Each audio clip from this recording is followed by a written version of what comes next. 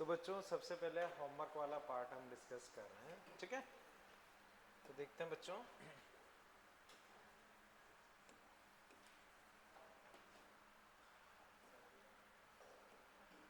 तो बच्चों एक बार आप लोग मुझे बताएं, फर्स्ट एक्सरसाइज इसमें जो भी मैंने दिया हो उसमें कहीं कोई डाउट हो।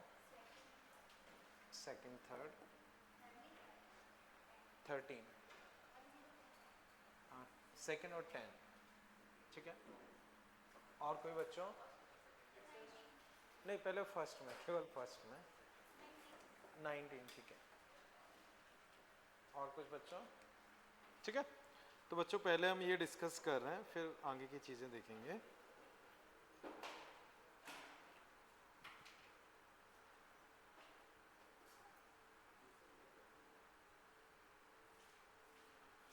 फर्स्ट में सेकंड, देखो सेकंड में डिस्कस कर रहा हूँ। A block of mass 2 kg slip up slant required 300 joule of work if height 10 है, वर्क डन अगेंस्ट फ्रिक्शन बताना है। तो मुस्कान देखना, जैसे ये इंक्लाइन प्लेन है, ये 10 मीटर का है, ये block of mass 2 slip up, ऊपर जा रहा है, यानी कि कैसे जा रहा है, ऊपर जा रहा है, और 2 किलो का है, ठीक है। और इसमें वर्क कितना है, 300 जूल वर्क है, हाइट 10 मीटर है। तो फ्रिक्शन का देखना है। तो देखो इस पे फ्रिक्शन होगा, ग्रेविटी होगा, नॉर्मल होगा, और आप जो लगा रहे हो वो होगा, ठीक है। अब सबका work done, W normal plus W F plus W friction W gravity. अगर कुछ नहीं दिया तो हम मान के चलते हैं कि वो स्लोली मूव कर रहा है, तो change in kinetic energy zero. तो हम मान के चलते हैं कि change in kinetic energy zero, सभी फोर्सेस का work done change in kinetic energy यानी कि जीरो। अब नॉर्मल हमेशा सरफेस के परपेंडिकुलर है, तो इसका जीरो। इसका हमें 300 दे रखा है, इसका हमसे पूछा है, और ग्रेविटी का mgh, तो 2 इंटू 10, 20 इंटू ये 10, 200, लेकिन ऊपर जा रहा है तो -200, जीरो।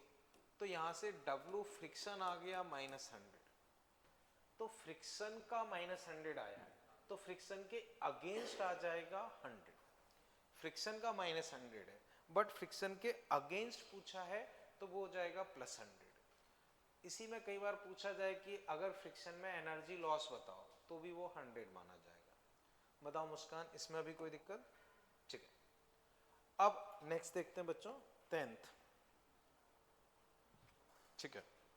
इसमें बच्चों देखो एक चीज का ध्यान रखना जरूरी है कि उसकी खुद की नेचुरल लेंथ क्या है, x है। स्प्रिंग की नेचुरल लेंथ क्या है, x है। तो नेचुरल लेंथ x है, और 3 से देखो 3x से 4x तुमने कर दी, तो नेचुरल लेंथ x है और अभी लेंथ 3x है, तो इलोंगेशन कितना माना जाएगा, 2x। x और 4x, तो इलोंगेशन कितना माना जाएगा, 3x। तो अब समझो, देखो एक्चुअल में आपके लिए क्वेश्चन ये होगा कि स्प्रिंग को 2x से 3x इलोंगेट कर दिया गया, क्योंकि नेचुरल लेंथ x है, तो 3x लेंथ पे इलोंगेशन 2x माना जाएगा, 4x लेंथ पे इलोंगेशन 3x माना जाएगा। तो बच्चों इस तरह के क्वेश्चंस में जल्दबाजी में सिली मिस्टेक होने के बहुत ज़्यादा चांसेस होते हैं। हम उतना ढंग से क्वेश्चन रीड नहीं करते हैं और डायरेक्ट 3x 4x से सॉल्व करेंगे, जो कि गलत आएगा। अब बच्चों इसमें एक्सटर्नल वर्क डन पूछा गया, तो हाफ के फाइनल का स्क्वायर माइनस इनिशियल का स्क्वायर, तो 2.5 एक्स स्क्वायर। बोलो बच्चों यहां तक कोई दिक्कत? ठीक है। फर्दर बच्चों देखते हैं, ये चीज अपने पास हो गई, ठीक है। 2, 10, अब 19, ठीक है। 19 बच्चों देखो, इसमें जो वर्क है वो टाइम के फंक्शन में चाहिए। वर्क बच्चों किसके फंक्शन में चाहिए, टाइम के फंक्शन में। तो तो बच्चों v तुम्हें दिया है k रूट s। अब अपने अपने हिसाब से सॉल्व कर सकते हो, वो एक अलग चीज है। पर मान लो बच्चों अगर मैं इससे dv बाई dx या इसका स्क्वायर कर देता हूं तो k स्क्वायर s डिफ्रेंशिएट करूंगा तो 2v dv by ds k square. तो बच्चों v dv by ds k square by 2, यानी कि बच्चों एक्सेलरेशन कांस्टेंट, एक्सेलरेशन अपने पास क्या है कांस्टेंट। अब एक्सेलरेशन कांस्टेंट है तो v equal to u plus a t. बताओ बच्चों यहां तक कोई दिक्कत? और भी कई तरीके हो सकते हैं, आप अपने हिसाब से इंटीग्रेशन वगैरह कई तरीके से किया जा सकता है, बट एक मेथड ये है, ठीक है। अब स्पीड ये आ गई, हमें वर्क डन लिखना है तो हाफ m v फाइनल का स्क्वायर मतलब k की power 4 upon 4 T square minus initial 0। तो ये बच्चों अपने पास होना चाहिए m k की पावर 4 टी स्क्वायर बाई 8। तो जो भी अपना मैच करता है वो हो जाएगा। अब बच्चों एक बार चेक करो इनमें कहीं कोई दिक्कत लग रही, ठीक है बच्चों? ओके। अब बच्चों मुझे बताओ फर्स्ट एक्सरसाइज में कहीं कोई दिक्कत? ठीक है। अब सेकंड पर बच्चों आते हैं। सेकंड इसमें बच्चों बताओ कोई भी डाउट हो? हाँ एक सेकंड आप बोलो। ठीक है आप, ठीक है। 8 एंड 12 और कुछ बच्चों? ठीक है बच्चों मैं डिस्कस कर रहा हूं, देखो 8th बच्चों block of mass m stationary with respect to rough wedge as shown in figure starting from rest in time t। बच्चों मास 1 किलो है, थीटा 30 है, एक्सीलरेशन 2 है और टाइम 4 सेकेंड है, ठीक है। वर्क डन बच्चों निकालना है। तो बच्चों याद करो एक लगभग इसी तरह का क्वेश्चन मैंने डिस्कस किया था। जैसे ये इंक्लाइन प्लेन है, अब इस पे ब्लॉक का मास है बच्चों 1 किलो और एंगल है 30। तो बच्चों यहाँ mg साइन थीटा यानी कि 5 लगेगा। तो फ्रिक्शन बच्चों अगर मैं इस केस में देखूं तो फ्रिक्शन बच्चों इस पे होना चाहिए 5। नॉर्मल नहीं ऐसे नहीं, एक्सीलरेटेड है, डायरेक्टली ऐसे नहीं करेंगे। चलो खैर डिस्कस करते हैं। बच्चों देखो मैंने जो ये क्वेश्चन करवाया था वो वेरिएबल फॉर्म में करवाया था। तो बच्चों देखना डिस्प्लेसमेंट इनिशियल वेलोसिटी दी है कुछ बस, ठीक है। तो 0 t हाफ 2 4 का स्क्वायर, तो डिस्प्लेसमेंट बच्चों 16 आ गया, ठीक है। अब देखो इस ब्लॉक पे ग्रेविटी देखते हैं। तो ग्रेविटी पक्का नीचे लगेगा 1g यानी कि 10 और डिस्प्लेसमेंट पक्का ऊपर होगा दैट इज 16। तो ग्रेविटी का work done 16 into 10 160 with sign देखोगे तो माइनस 160। तो ग्रेविटी तो पक्का ये हो गया। अब नॉर्मल बच्चों देखोगे तो वो यहां होगा, ये 30 तो बच्चों याद करो 30। तो नॉर्मल का वर्क डन अगर लिखोगे तो force into displacement into cos 30 √3/2। अब नॉर्मल तुम्हारे पास होगा एम जी प्लस ए cos theta, M G plus ए कॉस थीटा क्योंकि लिफ्ट में। तो नॉर्मल लिखोगे तो 1 जी प्लस ए यानी कि 12 और कॉस 30 मतलब √3/2। बोलो नंदिनी समझ पाई इसे? नॉर्मल हो जाएगा एम जी प्लस ए कॉस थीटा, जैसे नॉर्मली एम जी कॉस थीटा होता है लेकिन अब एम जी प्लस ए। ऐसी फ्रिक्शन का अगर मैं लिखूंगा तो फ्रिक्शन डिस्प्लेसमेंट, अब फ्रिक्शन इधर है तो ये एंगल होगा 60 तो cos 60 हाफ। ये क्लियर है? ठीक है। अब फ्रिक्शन नॉर्मली होता है mg sin थीटा, लेकिन अब हम लिखेंगे एम जी प्लस ए साइन थीटा।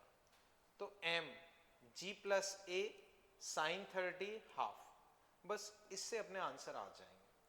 अब चेक करो नंदनी अगर किसी पार्ट में कहीं कोई दिक्कत लग रही है, ठीक है? ओके। अब नेक्स्ट बच्चों देखते हैं 12th। A block of mass this moving with constant speed ये subjected to retarding force this, यहाँ से यहाँ तक ट्रेवल कर रहा है। बच्चों कांस्टेंट स्पीड से फिर क्यों बोला है? शायद बच्चों ये है कि अभी कांस्टेंट है, बाद में इसकी वजह से कम हो रही होगी। एक बार और चेक करते हैं, ठीक है। A block of mass 10 kg moving in x direction with constant speed this, it is subjected to a retarding force this during an interval of 20 to 30. Its final kinetic energy बच्चों बतानी है, ठीक है। तो बच्चों मतलब ये है कि शुरू में कांस्टेंट स्पीड से मूव कर रहा, हमेशा कांस्टेंट स्पीड होगी तो फिर काइनेटिक एनर्जी वही आ जाएगी, फिर तो क्वेश्चन का मतलब नहीं होगा। तो क्वेश्चन का सेंस ये कह रहा है कि शुरू में कांस्टेंट स्पीड से मूव कर रहा है, फिर उस पर ये रिटार्डिंग फोर्स लग रहा है, उसके बाद काइनेटिक एनर्जी बतानी। ये सेंस क्वेश्चन का बन रहा है। अब बच्चों जो फोर्स है वो वेरिएबल है, तो अगर मैं उसका वर्क डन लिखूंगा तो माइनस का 0.1x शायद फोर्स है, तो F dx का इंटीग्रेशन 20 से 30। अब 0.1 वो तो अलग हो गया, इसका x स्क्वायर बाई 2, 20 से 30। 30 अगर मैं रखता हूं तो 900 बाई 2, 20 रखता हूं 400 बाई 2, तो 500 बाई 2 250, मतलब -25। तो बच्चों वर्क डन -25 है, मतलब काइनेटिक एनर्जी 25 से कम हो जाएगी। काइनेटिक एनर्जी क्या हो जाएगी? 25 से कम हो जाएगी। तो पहले जो काइनेटिक एनर्जी थी उसमें 25 कम कर देते हैं। मास क्या दिया है और स्पीड शुरू की, ठीक है। तो पहले 500 काइनेटिक एनर्जी थी, अब निगेटिव वर्क डन का मतलब होता है कि काइनेटिक एनर्जी 25 से कम हो जाएगी, तो 500 से 25 कम कर देंगे तो अपने पास आंसर आ जाएगा 475। ओके बच्चों अब चेक करो इसमें कहीं कोई दिक्कत लग रही हो, ठीक है। ओके अब बच्चों मुझे बताओ, मैंने 4A में से कुछ दिया होगा, 17, और बच्चों कोई भी डाउट रहा, ठीक है बच्चों, ठीक। देखते हैं बच्चों,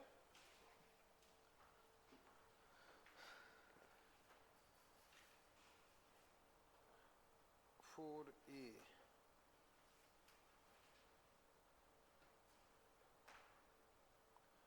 17, ठीक है। A block of mass m is thrown, यही है ना बच्चों 17, ठीक है। At angle alpha to horizontal with initial velocity v। Power का कैसे दे दिया? मैंने दिया था क्या होमवर्क में? मैंने कौन सा खोल लिया?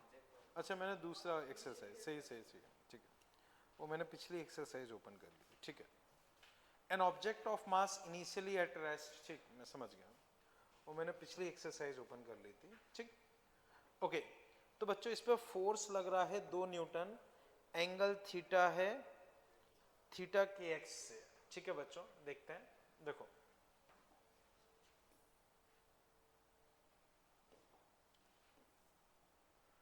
बच्चों देखना,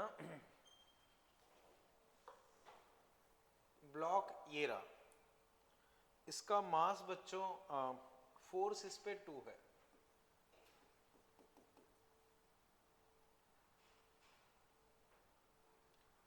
लीनियर मोशन थीटा के एक्स से, थीटा के एक्स से, ठीक है।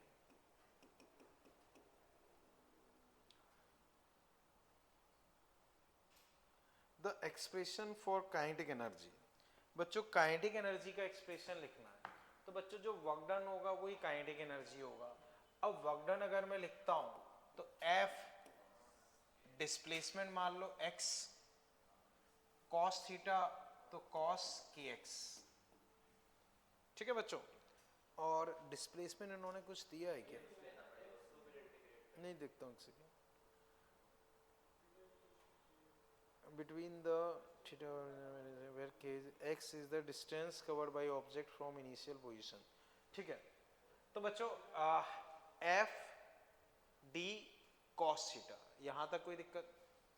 अब मल्टीप्लिकेशन वाला इंटीग्रेशन आ गया है ना, एक सेकेंड, अच्छा मैंने ये मिस्टेक कर दी, x थोड़ी लिखना था उसमें dx लिखना था, सही है। बच्चों देखो वापस से मैं डिस्कस कर रहा हूं। वर्क डन अगर मैं लिखता हूं तो वर्क डन होगा F डॉट dx, तो F dx cos थीटा।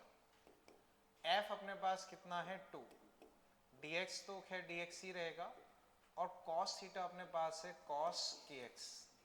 सही है। अब कहां से कहां तक ये मूव कर रहा है? x के फॉर्म में ही देना है क्या? ठीक है, तो वर्क डन बच्चों 0 से x, वर्क डन बच्चों 0 से x। अब देखते हैं, तो अब अगर बच्चों अगर मैं देखता हूं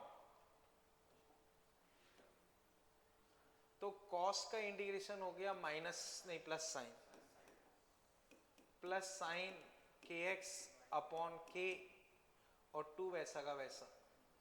ठीक है, 0 से x, तो x रखोगे तो वही रहेगा, 0 रखोगे तो 0 आ जाएगा। तो फाइनली जो तुम्हारे पास निकल के आएगा वो ये होगा। तो बच्चों ये वर्क डन है। अब जो वर्क डन है वही काइनेटिक एनर्जी है, वर्क डन है वही काइनेटिक एनर्जी है। तो बच्चों ये आंसर होना चाहिए। अब उस हिसाब से अपने पास n क्या हो जाना चाहिए 2, n क्या हो जाएगा 2। एक बार बच्चों चेक करो, कहीं कोई दिक्कत लग रही हो पूछो आराम से। ठीक है, अब बच्चों मुझे वापस बताओ जो मैंने होमवर्क में दिया उसमें कहीं कोई दिक्कत, जो भी मैंने होमवर्क में प्रोवाइड किया कहीं कोई दिक्कत लग रही हो आराम से पूछ लें। ठीक है, ओके। अब बच्चों जो अपना टॉपिक चल रहा था वो चल रहा था work energy theorem, work energy theorem. इस पे बच्चों बहुत तरह के क्वेश्चंस बनते हैं, बहुत ज्यादा तरह के क्वेश्चंस इस पे बनते हैं। तो वही हम different different types of questions discuss कर रहे हैं। ठीक है, यहां तक बच्चों कोई दिक्कत? ठीक। अब बच्चों हम आगे फिर इसमें देखते हैं, वो समझना। तो बच्चों इससे मैं हटा देता हूं, कर लो चलो।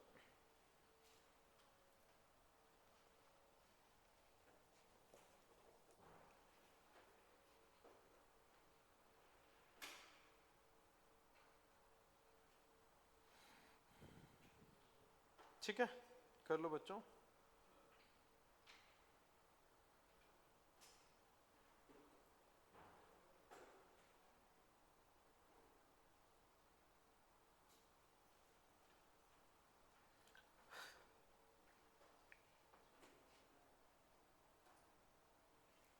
ठीक है बच्चों, अभी मैं हटा देता हूं इसे। ठीक, अब बच्चों देखो एग्जाम्पल आप इसमें फिर अटेम्प्ट करो बच्चों। 3 kg का ऑब्जेक्ट है, इसको 20 मीटर से ड्रॉप किया, बॉटम पे स्पीड है 15 मीटर पर सेकेंड, बॉटम पे स्पीड बच्चों 15 मीटर पर सेकेंड। आपको एयर रेजिस्टिव फोर्स का वर्क डन बताना है। बच्चों जनरली हम एयर का रेजिस्टिव फोर्स नेग्लिजिबल लेके चलते हैं, लेकिन अगर किसी क्वेश्चन में आपको स्पेसिफाइड करके पूछा गया है तो फिर आप उसको नेग्लिजिबल लेके नहीं चलोगे, आपको कैलकुलेट करना पड़ेगा। तो एक बार बच्चों कर लो फिर मैं डिस्कस करता हूँ।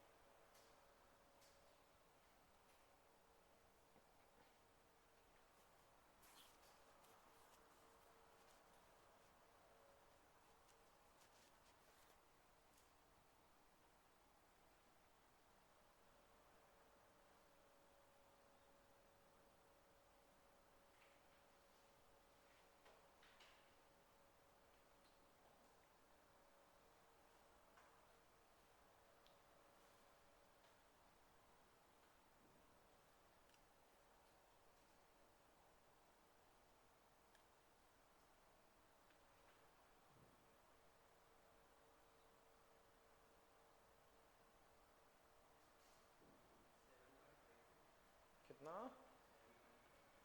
7.5 शायद नहीं, और कोई?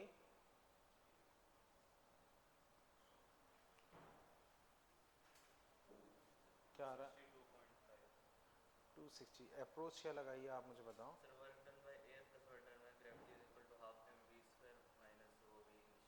तरीका सही है, तुमने क्या किया है? क्या आ रहा है?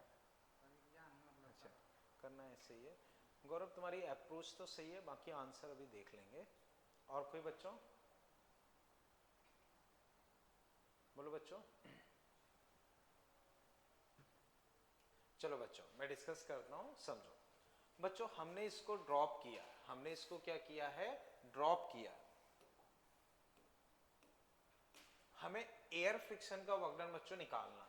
तो बच्चों ये ऐसे मूव कर रहा है, मूव कर रहा है, तो बच्चों आप लोग मुझे बताओ इस पे कौन कौन से फोर्स लग रहे हैं, और कोई और है? तो बच्चों हम वर्क एनर्जी थ्योरम से लिखेंगे कि भाई ग्रेविटी का प्लस फ्रिक्शन का के final minus k initial. Final kinetic energy half 3 15 का स्क्वायर, इनिशियल 0। ग्रेविटी का वर्क डन बच्चों mgh, तो mg 30 और डिस्प्लेसमेंट 20, तो mgh वो भी प्लस का, प्लस एयर फ्रिक्शन। अब बच्चों 225 इंटू 3 675 बाई 2 कितना हुआ, 337 माइनस, सही क्या ना ये, अच्छा हाँ ये गलत किया है, 20, तो 600 बच्चों यहाँ से तुम्हारे पास कितना आ जाएगा, ये 262.5। एक बार बच्चों माइनस में आएगा। हाँ एक बार बच्चों बताओ इसमें कहीं कोई दिक्कत लग रही हो पूछो। समझ पाए बच्चों? ग्रेविटी का वर्क डन प्लस फ्रिक्शन का work done, change in kinetic energy, ये अपने पास आंसर आ जाएगा। ठीक है, ग्रेविटी का वर्क डन mgh। देखो ग्रेविटी का फोर्स हमेशा फिक्स है, दैट इज 3g। तो फोर्स इनटू फोर्स की डायरेक्शन में मूवमेंट, तो 30 इंटू 10, और सेम डायरेक्शन में तो प्लस का लो। बोलो आराम से, कोई दिक्कत हो? ठीक है बच्चों, ये चले आगे बच्चों। ठीक है, अब बच्चों इसी में कई बार वो ये पूछता है कि energy loss due to friction बताओ, तो तुम क्या लिखोगे? ये आ जाएगा बस प्लस में, लॉस बोल दिया है तो ये आ जाएगा। बच्चों अगर वो पूछता है वर्क डन अगेंस्ट फ्रिक्शन बताओ, वर्क डन अगेंस्ट फ्रिक्शन, तो क्या हो जाना चाहिए, ये प्लस में हो जाए। ठीक है बच्चों, चले आगे। ठीक है, इसे बच्चों फिर मैं हटा देता हूं, ठीक है ना? ओके, अब बच्चों इसे ड्रॉ कर लो, ये H है, यहां तक बच्चों सरफेस अपने पास स्मूथ है, इस पॉइंट तक बच्चों अपने पास सरफेस स्मूथ है। उसके बाद बच्चों फ्रिक्शन कोफिशिएंट है म्यू, तो बच्चों यहां हमने रेस्ट से छोड़ा, यहां आके भी ये फाइनली रुक गया, तो कितना डिस्टेंस चल के बच्चों रुकेगा वो तुम्हें बताना है। कितना डिस्टेंस चल के वो रुकेगा वो तुम्हें बताना।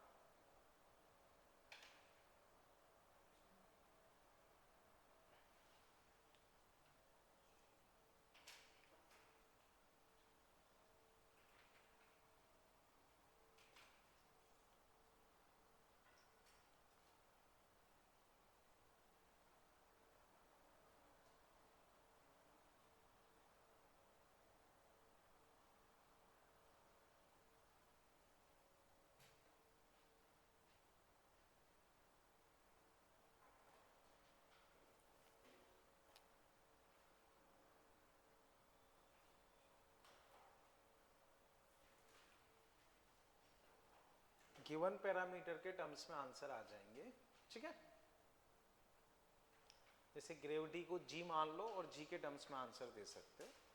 जैसे ग्रेविटी को g मान लो, अगर जरूरत पड़ रही हो, कट रहा हो तो कोई बात नहीं। और कोई कर लो बच्चों। हाँ बोलो।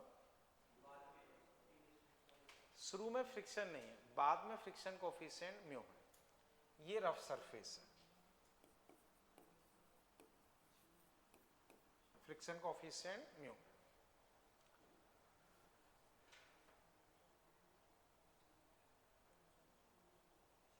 ठीक है बच्चों, सही है, सही है बच्चों। देखो बच्चों ये ऐसे स्लाइड करेगी, तो बच्चों बताओ इस पर फोर्सेस कौन कौन से लगेंगे? ग्रेविटी लगेगा, और नॉर्मल लगेगा, और फ्रिक्शन यहां लगेगा। तो बच्चों मैं ये लिखूंगा नॉर्मल का वर्क डन, ग्रेविटी का वर्क डन, फ्रिक्शन का वर्क डन, के final minus k initial. Final बच्चों जीरो, इनिशियल जीरो, तो जीरो माइनस जीरो। नॉर्मल बच्चों हमेशा सरफेस के परपेंडिकुलर है, तो नॉर्मल का वर्क डन बच्चों जीरो। ग्रेविटी का वर्क डन बच्चों फोर्स नीचे है, तो पार्टिकल अल्टीमेटली एच नीचे आ रहा है, तो प्लस का एम जी एच। फ्रिक्शन का वर्क डन बच्चों काइनेटिक फ्रिक्शन लगेगा, तो काइनेटिक फ्रिक्शन जो तुम्हारा लगेगा वो लगेगा म्यू एम जी। फ्रिक्शन इधर है, डिस्प्लेसमेंट इधर है, तो इसका वर्क डन बच्चों माइनस में कंसीडर करोगे म्यू एम जी डी। अब बच्चों एम जी कट जाएगा, मैं डायरेक्टली बच्चों लिख रहा हूं एच बाई म्यू, खत्म। इसी में बच्चों का डेटा दे रखा हो तो आप प्रॉपर वैल्यू निकाल सकते हैं। जैसे आपको 20 मीटर हाइट दे दी, फ्रिक्शन कोएफिशिएंट 0.5 दे दिया, तो वैल्यू रख के प्रॉपर आंसर निकाल सकते हैं। हाँ सत्यम बोलो।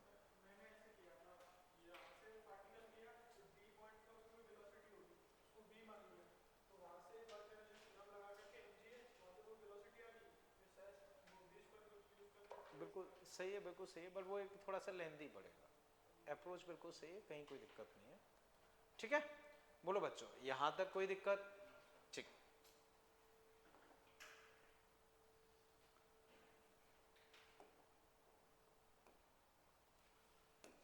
क्लियर बच्चों? भी है, कर लो।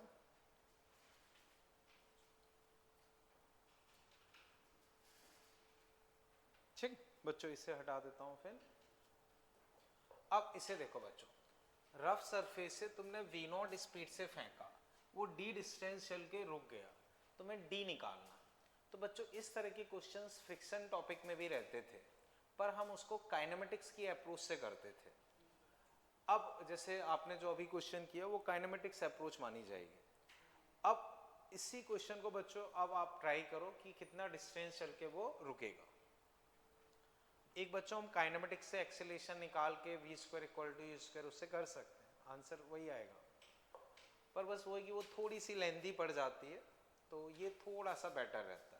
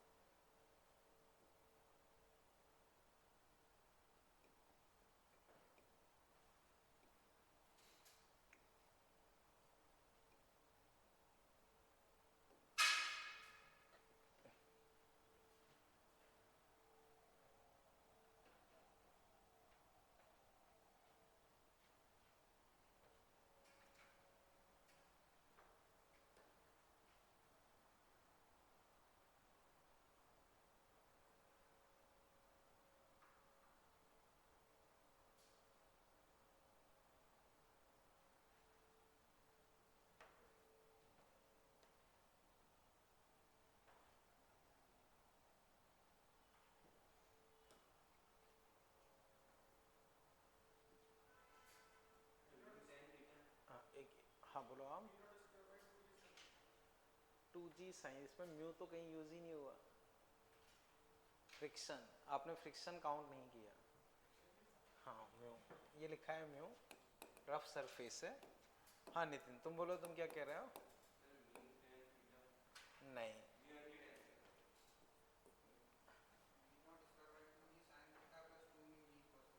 शायद ऐसा ही कुछ आएगा, बाकी देखते हैं।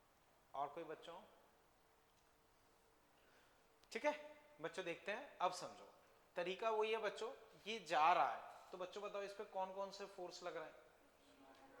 फ्रिक्शन, नॉर्मल, ग्रेविटी, और कोई है?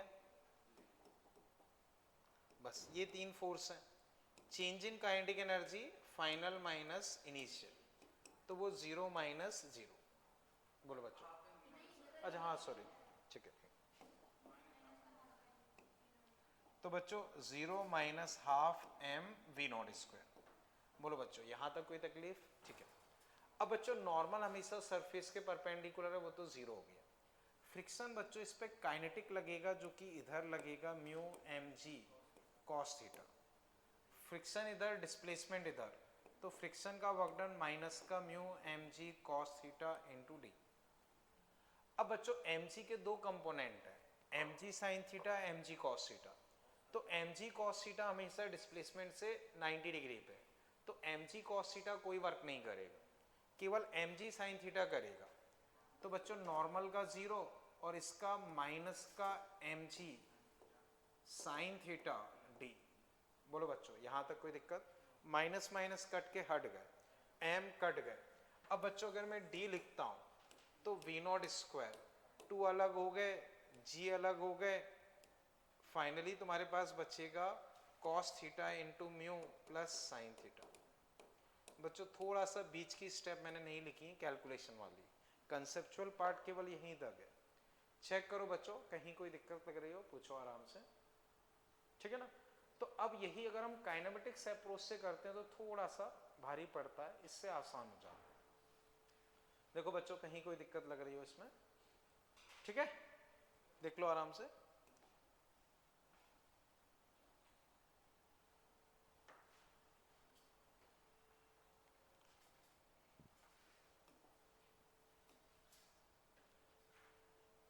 अब एक और एग्जांपल बच्चों देखो, जैसे ये टावर है, इससे तुमने u स्पीड से कोई बॉल फेंकी, लेट से 30 डिग्री एंगल पे, ऐसे गिर गई h हाइट पे।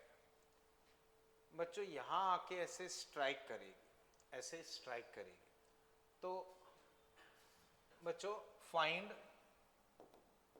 v, find v in terms of u and h और g। एयर फ्रिक्शन वगैरह नहीं, ठीक है ना बच्चों। जब तक स्पेसिफाई ना किया जाए हम एयर फ्रिक्शन काउंटिंग में नहीं लेते। इसको u स्पीड से फेंका है, v स्पीड से स्ट्राइक कर रही है, तो v निकालना है, ठीक है ना। करो बच्चों एक बार, ठीक है बच्चों। एयर फ्रिक्शन वगैरह कुछ नहीं है, एयर फ्रिक्शन वगैरह कुछ नहीं।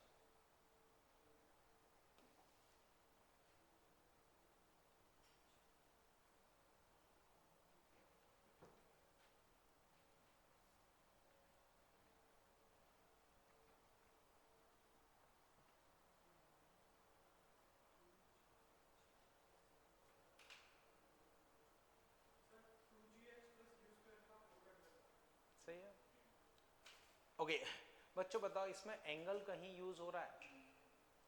एंगल कहीं यूज हो रहा है? नहीं।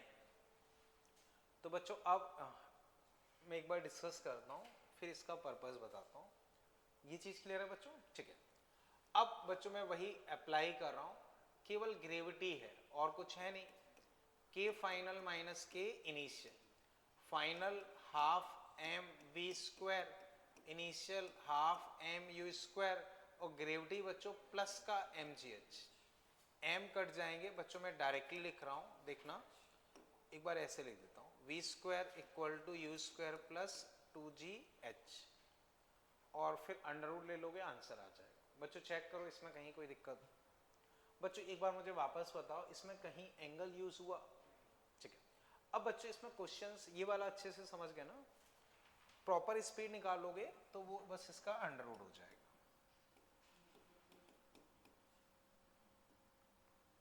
ठीक है बच्चों, ओके। अब बच्चों मैं लिखवा नहीं रहा हूं, ऐसे ही डायरेक्टली आंसर बताना। मान लो इसका रिवर्स क्वेश्चन होता कि तुमने u स्पीड से फेंका, h हाइट है, वो यहां जाके अटक गई, v बताओ क्या फर्क पड़ता? ग्रेविटी का माइनस एम जी एच आता तो प्लस की जगह वो माइनस हो जाता, क्योंकि ऊपर जाने पे स्पीड कम होगी तो ऑब्वियस सी बात है कुछ कम करना पड़ेगा, तो वो माइनस हो जाएगा। ये 60 डिग्री है, कोई फर्क पड़ेगा? 30 हो तो एंगल का फर्क नहीं पड़ रहा, ये चीज समझो, ठीक है। अब बच्चों वापस समझो, ये चीज क्लियर है ना? ठीक है। इसमें बच्चों कई पैटर्न के क्वेश्चंस बनते हैं, तो मैं एक एज ए फॉर्मूले की तरह से लिखवा दूंगा, अभी केवल समझो। जैसे मान लो बच्चों, अब मैंने बोल दिया इस तरह की सरफेस है, h हाइट से हमने इसको कोई u स्पीड दे दी, वो स्लाइड करके आ गया v स्पीड बतानी, फ्रिक्शन नहीं है, सेम अप्रोच लगाओगे आंसर ही आएगा। यही बच्चों अगर वो ऊपर जा रहा होगा तो -2GH हो जाएगा। अब बच्चों ये सरफेस हो, इस तरह की सरफेस हो, ये सरफेस हो, फर्क नहीं पड़ता, ये चीज समझे। अब वापस समझो बच्चों, अब इस पे क्वेश्चंस कैसे कैसे बनते हैं वो थोड़ा सा हम डिस्कस करते हैं। एक क्वेश्चन बच्चों ये बनता है, जस्ट आप डायरेक्टली आंसर देना, लिखना नहीं है, बस ऐसे ही बताओ।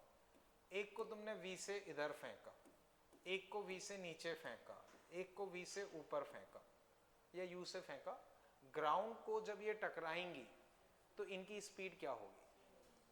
तो ग्राउंड से बच्चों ये तीनों जब टकराएंगी तो इनकी सेम स्पीड होगी इसी फॉर्मूले से या तरीके से। एक मान लो बच्चों ऐसे एंगल पे फेंकी है, उनकी क्या स्पीड होगी? Same.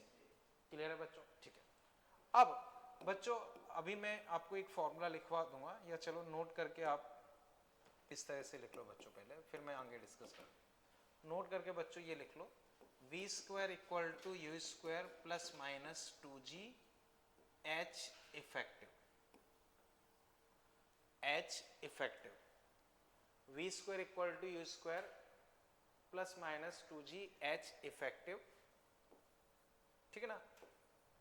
Applicable if work done by friction is 0, work done by friction is 0। अगर फ्रिक्शन का वर्क डन 0 है तो हम आराम से लगा सकते हैं, कोई दिक्कत वाली बात नहीं है। अब बच्चों मुझे बताओ, अगर हम h हाइट से कोई चीज गिराते हैं, h हाइट से कोई चीज गिराते हैं तो बॉटम पे उसकी स्पीड क्या होती है? √2gh। अब हम इससे कर सकते हैं या ऐसे समझना बच्चों, बस ऐसे डायरेक्टली बताओ, लिखना नहीं है। इसको रेस्ट से छोड़ा, रेस्ट से छोड़ा, h हाइट से छोड़ा है। अब मैं पूछता हूं यहां स्पीड क्या है? फ्रिक्शन फ्रिक्शन नहीं, √2gh। या तो इस फॉर्मूले से करो, इनिशियल स्पीड 0, प्लस माइनस कैसे लोगे वो भी बच्चों समझो, वो लॉजिकली डिसाइड कर सकते हो। अगर कोई चीज ऊपर से नीचे आ रही है तो बताओ स्पीड बढ़ेगी या कम होगी? बढ़ेगी, तो कुछ बढ़ना चाहिए तो प्लस लोगे, और ये नीचे से ऊपर जा रही होगी तो घटेगी तो माइनस लोगे। तो वो हम लॉजिकली डिसाइड कर सकते हैं। ये चीज क्लियर है बच्चों? ठीक है। तो बच्चों मुझे बताओ, इस केस में बॉटम पे स्पीड √2gh। ये मान लो बच्चों ये सरफेस होती, रेस्ट से छोड़ा है, बॉटम पे स्पीड √2gh। क्लियर है? यहां तक क्लियर है? अब बच्चों जो हम इसका सबसे ज्यादा यूज करेंगे वो करेंगे वर्टिकल सर्कुलर मोशन में। किसमें? वर्टिकल सर्कुलर मोशन में। तो वहां बच्चों में डायरेक्टली बता दूंगा कि भाई मैंने ये बताया था, तो बस वो याद आ जाएगा, उसमें कुछ है नहीं। वर्टिकल सर्कुलर मोशन में बच्चों कैसे यूज करेंगे? यहां मान लो स्पीड है √6gr, यहां स्पीड निकालनी। तो एक तरीका होता है वही वर्क एनर्जी थ्योरम लगा, थोड़ा सा लेंदी पड़ता, वरना इनिशियल ये रही, फाइनल ये रही, इफेक्टिव हाइट कितनी हो गई? r, निकाल सकते हो। मान लो यहाँ स्पीड निकालनी है, इफेक्टिव हाइट 2r, यहाँ कहीं निकालनी है, जो हाइट हो वो देख लो। तो वर्क एनर्जी थ्योरम या एनर्जी कंजर्वेशन से बच के हम सीधा ये फॉर्मूला यूज कर लेंगे। ज्यादातर हम ये फॉर्मूला यूज करेंगे वर्टिकल सर्कुलर मोशन। अगर सरफेस है तो √5g, सही है, सही है। तो वहां पे बच्चों जैसे इन पॉइंट्स पे स्पीड निकालने में हम ये फॉर्मूला यूज कर लेंगे। समझ गए ना बच्चों? हालांकि कंसेप्चुअली देखोगे तो ये फॉर्मूला कांस्टेंट एक्सीलरेशन पे वैलिड है। तो सरफेस पे देखोगे नॉर्मल लग रहा है तो एक्सीलरेशन कांस्टेंट नहीं है, लेकिन बच्चों वो लगा सकते हैं, उसमें कोई दिक्कत नहीं। समझ गए ना बच्चों? ठीक है। यहां तक बच्चों अभी कोई दिक्कत? ठीक। अब बच्चों नेक्स्ट आप इस तरह से एग्जांपल लिख लो, calculate maximum compression in spring in each case, calculate maximum compression in spring in each case। हर एक केस में आपको स्प्रिंग में मैक्सिमम कंप्रेशन बताना है।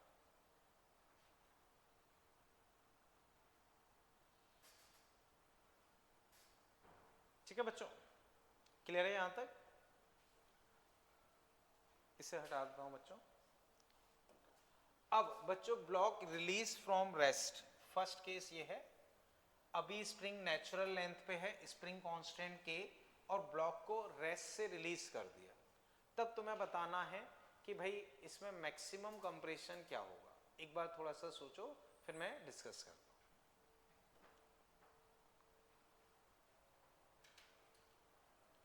ठीक है ना, पहले ब्लॉक अपना नेचुरल लेंथ पे था, हमने उसे छोड़ दिया, वो नीचे आएगा, तो स्प्रिंग को कितना मैक्सिमम कंप्रेस करेगा वो तुम्हें बताना है। कर लो बच्चों एक बार, फिर हम डिस्कस करते हैं। तो बच्चों आज इतना फैल फैल के कैसे बैठ गए हो?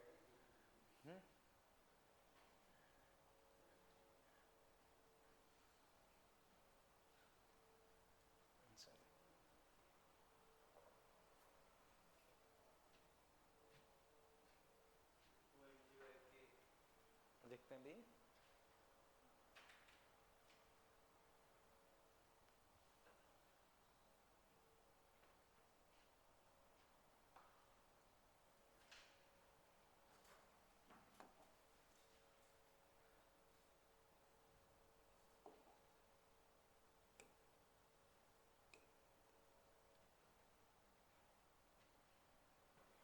ओके बच्चों बताओ कितना आ रहा है तुम्हारा?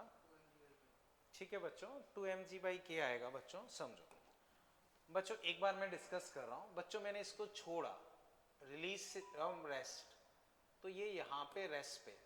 बच्चों मैक्सिमम कंप्रेशन पे बताओ इसकी वेलोसिटी क्या होगी, क्योंकि अगर इसके पास कोई वेलोसिटी होगी तो वो और कंप्रेस करेगा, और कंप्रेस करेगा। तो बच्चों मान लो वो x नीचे आया, कितना नीचे आया? x। तो बच्चों यहां से यहां तक मैं वर्क एनर्जी थ्योरम लगा रहा हूं। तो फोर्सेस कौन कौन से हैं?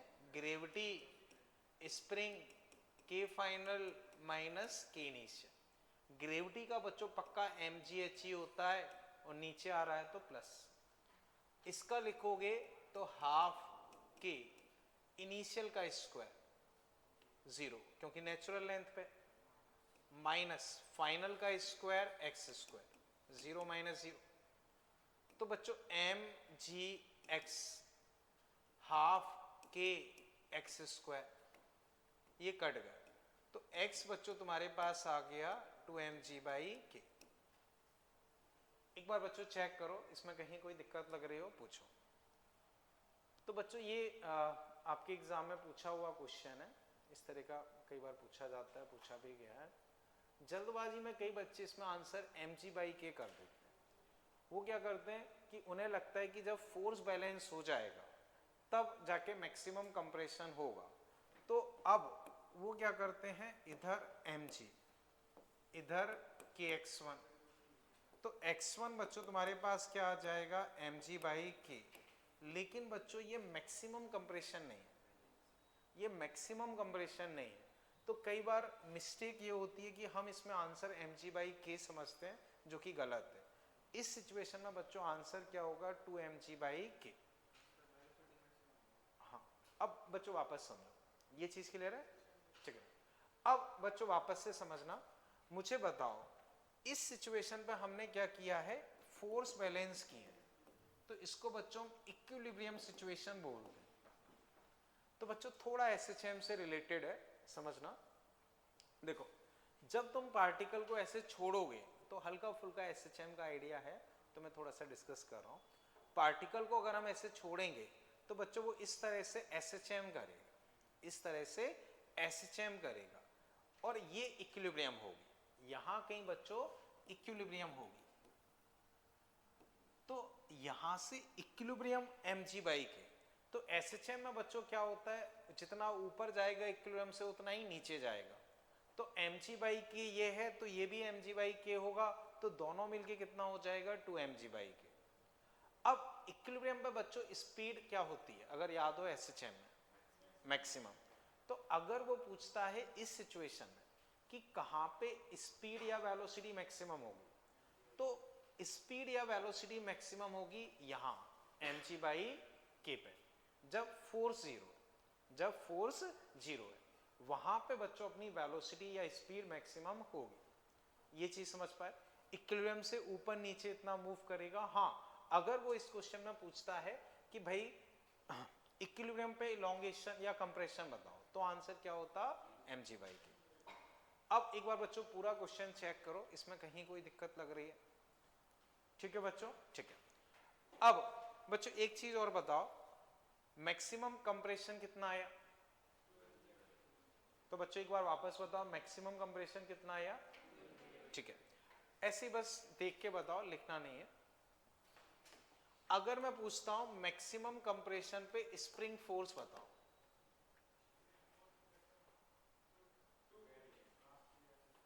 फोर्स स्प्रिंग फोर्स क्या फॉर्मूला होता है? 2mg, सही है। तो के एक्स के, और ये कितना है? 2mg/k, बस ये आ गया। अब मैंने पूछा क्यों बच्चों, वो समझो। बताओ फोर्स कितना आया?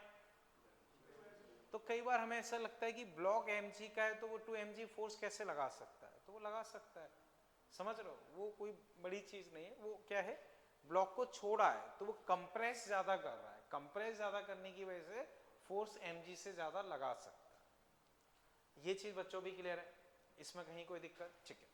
अब बच्चों ऐसे ही समझो, उसे लिखना नहीं है।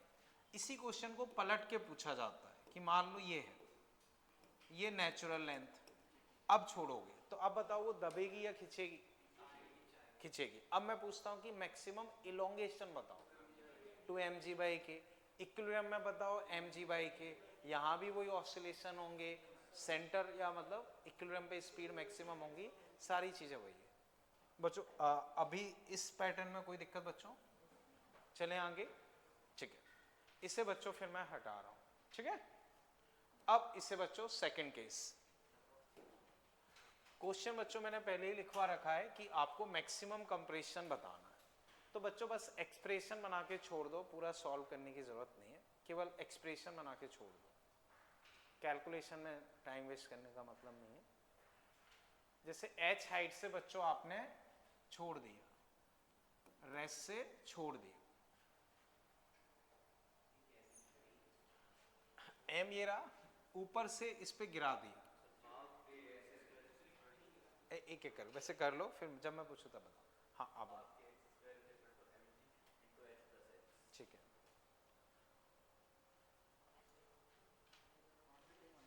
हाँ क्वाड्रेटिक बनेगी, तभी मैंने कहा कि बस एक्सप्रेशन बना के छोड़ दो, सॉल्व करने की जरूरत नहीं।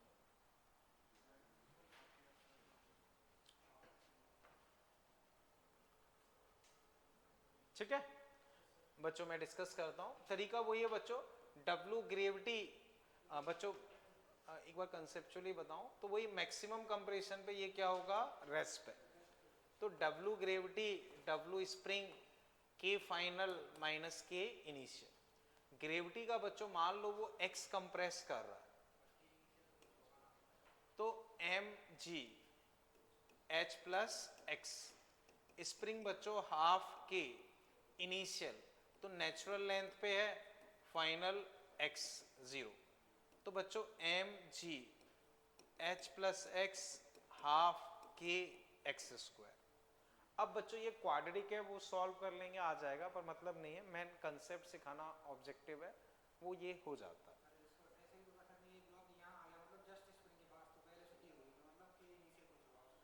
ठीक है आगे पूरा बोलो, वहां तक सही है। हाँ मैं समझ गया, उसके बाद फिर कैसे करेंगे? नहीं देखो, आप जो कह रहे हो वो ये है कि पहले हम यहाँ की वेलोसिटी निकाल लें, वो आगे √2gh, वहां तक सही है, कोई दिक्कत नहीं। एक सेकेंड, mgx वो हो गया उसका हाफ k, आप 0 लोगे और फिर x स्क्वायर। ठीक है, पर ये कि अननेसेसरी इस मेहनत को करने का कोई फायदा नहीं, कर सकते हैं कोई दिक्कत नहीं है, पर ये कि इस मेहनत से हमें कोई खास बेनिफिट नहीं मिल रहा। ठीक है, तरीका सही है, कोई दिक्कत नहीं। और बोलो बच्चों इसमें कोई दिक्कत? ठीक है, अब वापस समझो बच्चों, इसी में अगर फिर पूछा जाता है कि ब्लॉक की स्पीड कब मैक्सिमम होगी, बताओ। हाँ बस सिचुएशन बतानी है, आंसर नहीं।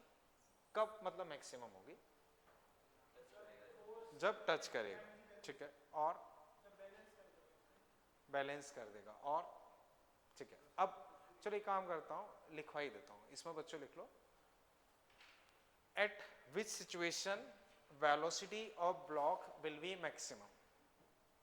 At which situation velocity of block will be maximum? तो बच्चों कैलकुलेशन वगैरह कुछ नहीं, बस ऐसे ही बताओ क्या होना चाहिए.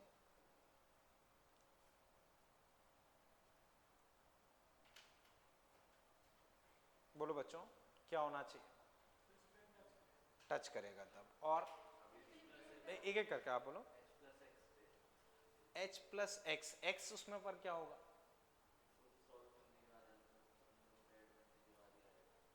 ओके चलो देखते हैं. और इक्विलिब्रियम में होगा. और इक्विलिब्रियम. बच्चों इक्विलिब्रियम पे होगा. अब इसमें जल्दबाजी में कहाँ मिस्टेक होती है वो मैं बता रहा हूँ, समझो. कई बार हमें ऐसा लगता है कि यहाँ तक स्पीड बढ़ेगी, यहाँ तक स्पीड बढ़ेगी, और जैसे ही वो स्प्रिंग से टकराएगा स्पीड कम होने लगेगी, जो कि गलत है. तो कई बार हमारे दिमाग में ऐसा आता है कि स्पीड मैक्सिमम तब होगी जब वो टच करने वाला होगा स्प्रिंग को, जो कि गलत है.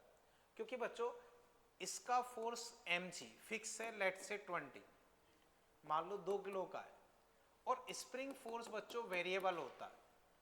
तो मान लो ये 20 है, शुरू में कम कंप्रेशन है तो वो 1 हुआ, फिर मान लो 5 हुआ, फिर 15 हुआ, फिर 19 हुआ.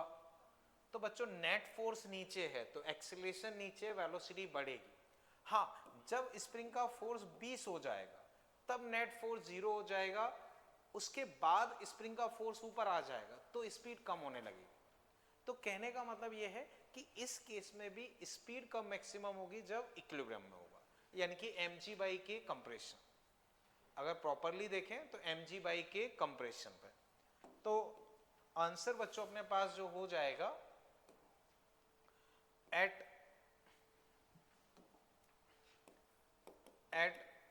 इक्विलिब्रियम, यानी कि कंप्रेशन ऑफ mg बाई के. तो mg बाई के कंप्रेशन पे अपनी स्पीड मैक्सिमम होगी. ये बच्चों समझ पाए? यहां तक कोई दिक्कत बच्चों? ठीक है. इसे बच्चों फिर मैं हटा देता हूं. समझ गए ना बच्चों ये वाला? ठीक है, इसे हटा देता हूं. अब इसे देखो बच्चों, बस एक्सप्रेशन के फॉर्म में लिख लेना, कुछ है नहीं करना बच्चों. वो ये क्वेश्चन में लिखवा ही चुका हूं कि आपको मैक्सिमम कंप्रेशन बताना, मैक्सिमम कंप्रेशन बताना.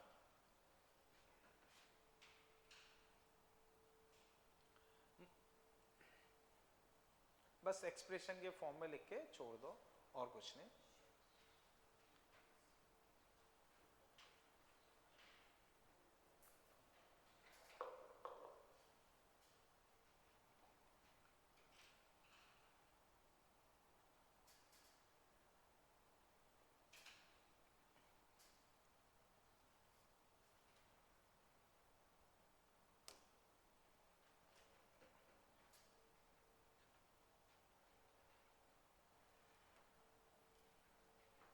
बस एक्सप्रेशन के फॉर्म में लिख के छोड़ दो.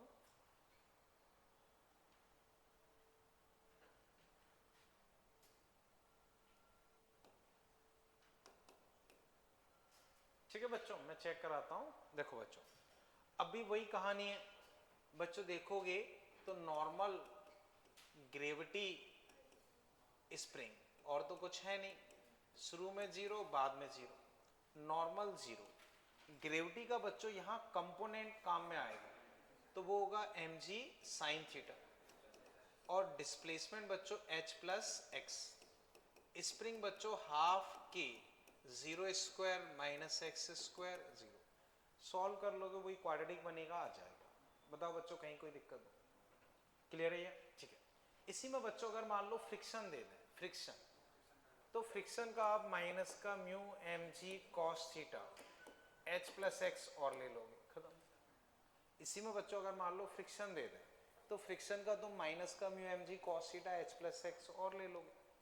इसी में बच्चों अगर मैं पूछता हूं कि स्पीड या वेलोसिटी कम मैक्सिमम होगी, सेम इक्विलिब्रियम में फ्रिक्शन हो तब, तो भी वही इक्विलिब्रियम. समझ गए ना बच्चों? जहां नेट फोर्स 0 हो रहा होगा तब तक ऑब्वियस सी बात है वो एक्सेलरेट कर रहा है, तो इक्विलिब्रियम उस केस में फ्रिक्शन को काउंटिंग में लेके निकालोगे, बस उतना फर्क पड़ेगा. जहां नेट फोर्स 0 होगा वहां वेलोसिटी मैक्सिमम होगी। समझ गए ना बच्चों? ठीक है, इसमें बच्चों अभी कोई दिक्कत?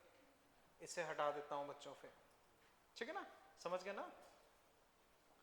अब इसे बच्चों देखो कौन सा नंबर होगा ये, फोर्थ, जो भी नंबर हो फोर्थ, ठीक है ना। तो अब बच्चों इसमें कि शायद लिखना मैं भूल गया कि अब फिर वो सॉल्व नहीं हो पाएगा डेटा। चलो ठीक है बच्चों, के टर्म्स में कर लो, एक्सप्रेशन के फॉर्म में लिख लेना, और कुछ नहीं है, ठीक है ना। वैसे वो डेटा ऐसा था इजीली सॉल्व हो जाता, फिर भी मैं देखता हूँ। आपकी जेईई में पूछा हुआ क्वेश्चन है जितना मुझे ये याद है।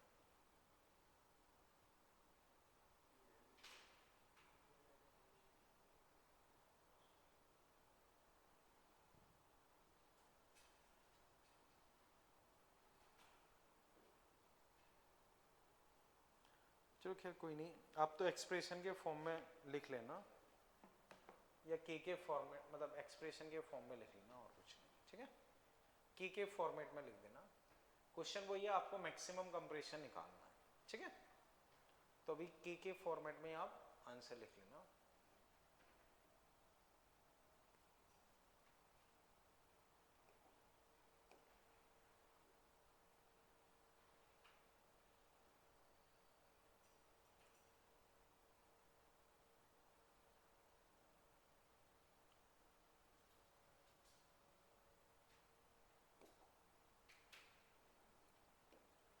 कर लिया होगा बच्चों? कर लो बच्चों। अच्छा, हो सकता है 4 हो, पता नहीं, ठीक है। खैर आप तो एक्सप्रेशन के फॉर्म में छोड़ दो।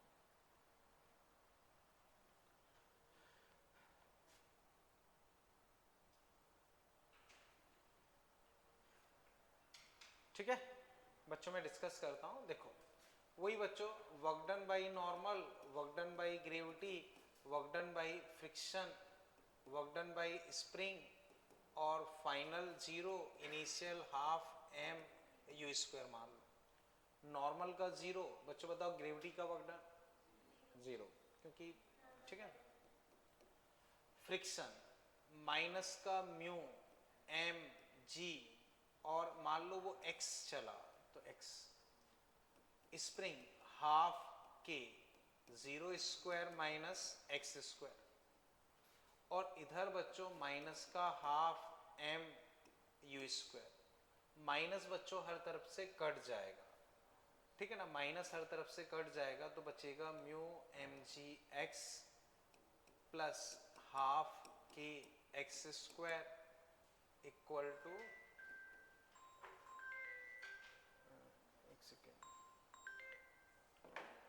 Equal to M you square by 2। बच्चों चेक करो कोई दिक्कत हो, ठीक है।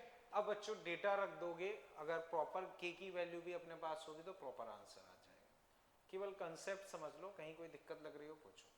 तो बाकी बच्चों मास की जगह बाकी वैल्यूज वगैरह रख देंगे तो वो निकल आएगा, तो उसमें कुछ खास नहीं। समझ गए ना बच्चों? यहाँ तक अभी कोई कंफ्यूजन? ठीक है।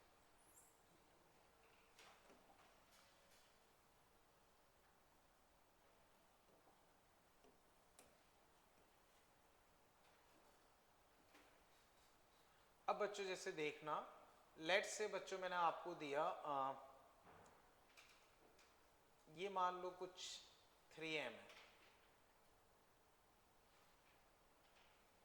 ये मान लो बच्चों m है, और इक्विलिब्रियम में मतलब रेस्ट पे है, तो रेस्ट पे है तो ऑब्वियस सी बात है, ठीक है। कि मान लो स्प्रिंग कांस्टेंट है, ये मान लो बच्चों a, ये b, ये a, ये b।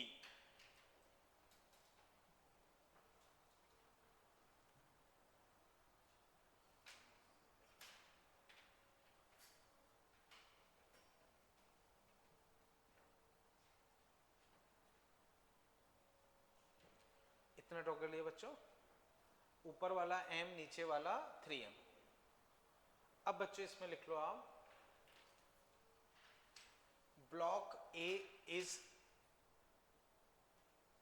block A is displaced, block A is displaced downward, block A is displaced downward by distance x, block A is displaced downward by distance x and release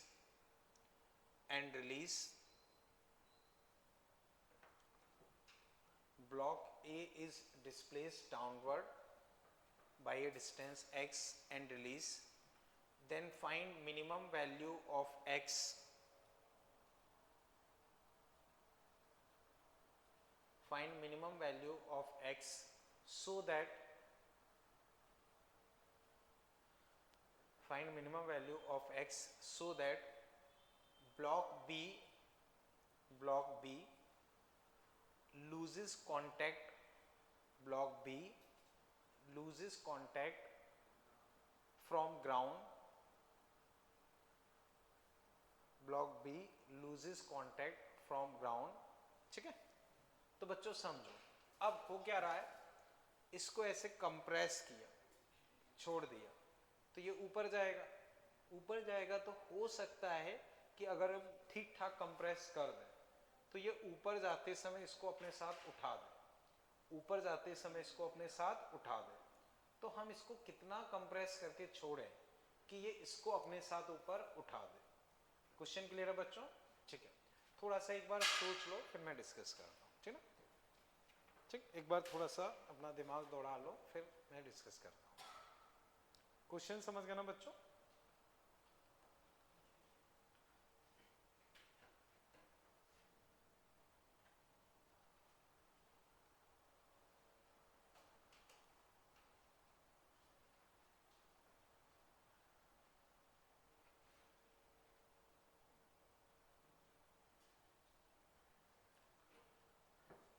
तो बच्चों अब just मुझे ये बताओ इसको attempt कैसे आप कर रहे हो या क्या सोच रहे हो? ठीक है, आगे वो कैसे करोगे फिर?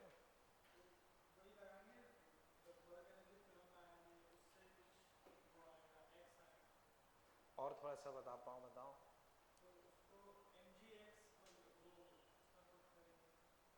ओके, और नॉर्मल जीरो करना है वहां तक सही है, और ये ठीक है। अब वो फिर कैसे करोगे? यहाँ तक सही है। हाँ ठीक है, और तो देखो बच्चों स्टार्टिंग में हमें यहाँ से करनी होगी कि इसे कांटेक्ट लूज करवाना, तो इसे कांटेक्ट लूज करवाना है मतलब नॉर्मल जीरो करना है, नॉर्मल जीरो करना है तो भाई इसको उठाना है एक तरीके से।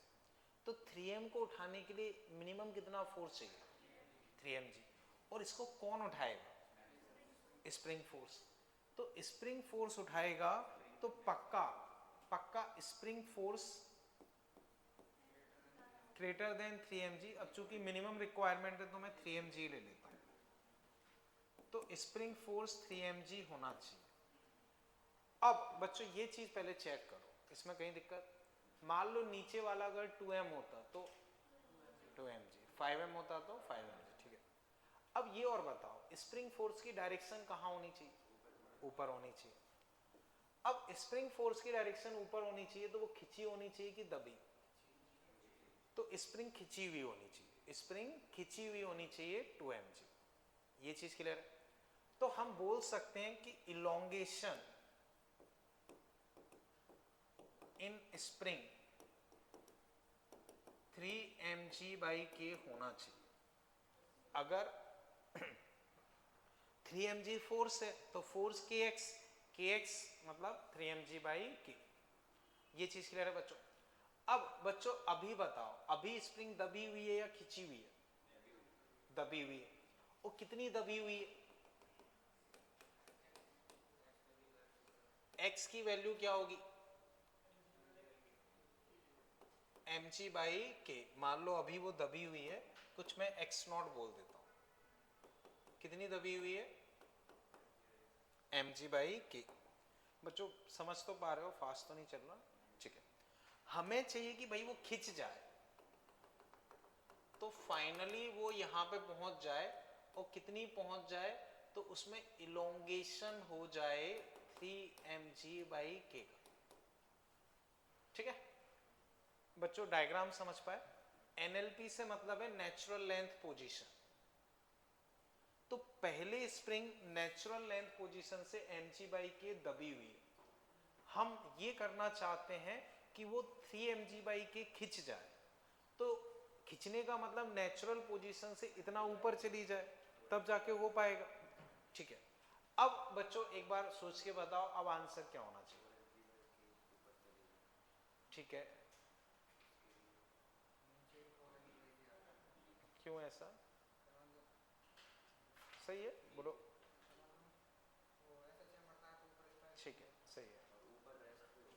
हाँ, ऊपर रेस्ट पे वो हो गया। बच्चों अब समझो, हमें ये अभी यहां पे नेट फोर्स 0 है,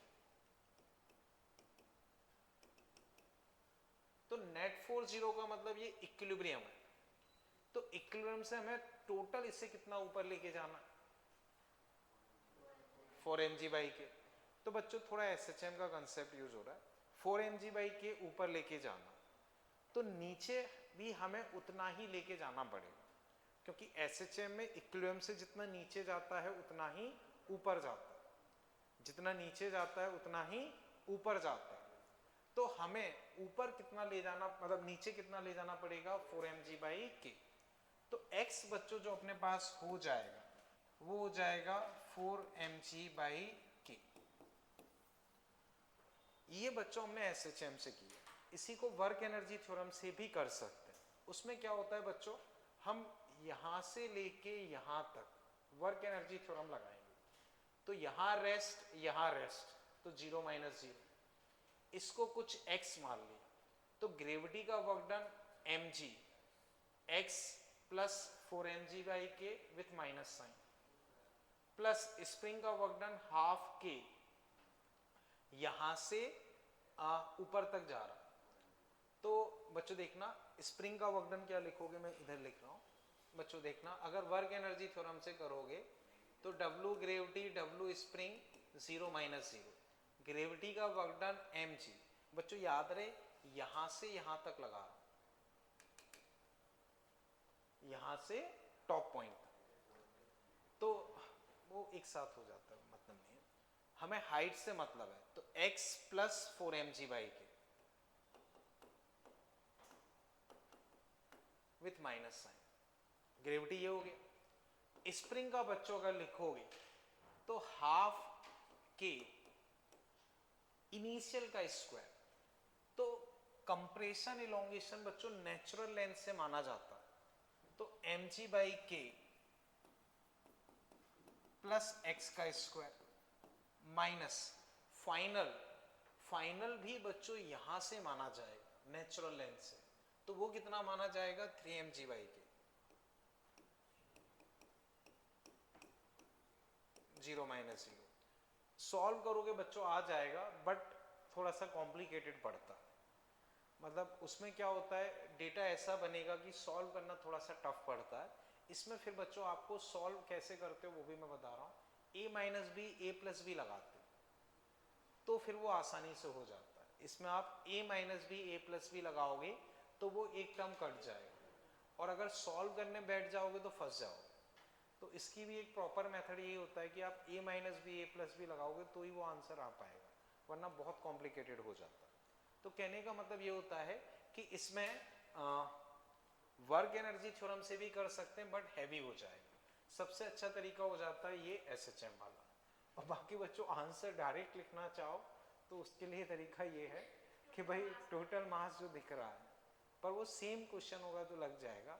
जैसे टोटल मास 4m है तो आंसर 4mg/k ही आएगा, इस तरह के क्वेश्चंस में। ठीक है, अगर डायरेक्ट आंसर लिखना चाहो तो उसमें कोई ज़्यादा दिमाग नहीं लगाना है। अगर टोटल मास 4m है तो फाइनल आंसर, अगर पूरा ही सेम क्वेश्चन कुछ चेंज वेंज करते हैं तो बात अलग है, तो 4mg/k आ जाए। वो अपने पास स्प्रिंग आइडियली होती है।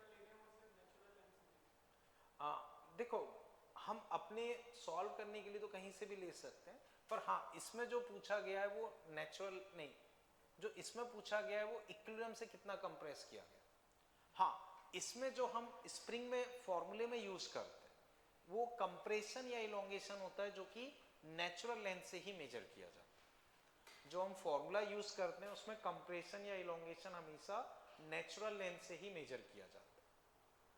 ठीक है, तो बच्चों जस्ट एक बार ऐसे ही बताओ, मान लो अगर ये ऊपर वाला 2m हो तो फाइनल आंसर क्या होना चाहिए? 5mg/k, वो निकल आएगा। बच्चों समझ पाए इसे? कहीं कोई दिक्कत इसमें? ओके, जैसे बच्चों एक क्वेश्चन इसमें आप देखना, आपके मॉड्यूल में भी शायद कहीं मैंने देखा तो था, कहाँ था देखता हूँ।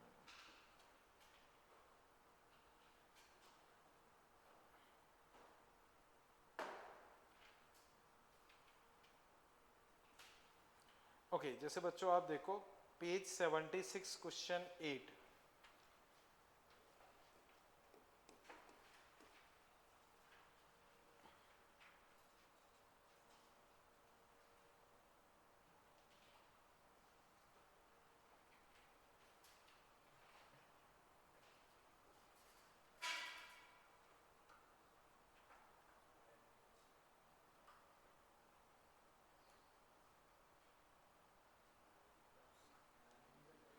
कर लो बच्चों, लगभग वही क्वेश्चन है, लेकिन बच्चों इसमें की निकालना पड़ेगा आपको, जो डेटा दे रखा है उससे की निकालना पड़ेगा।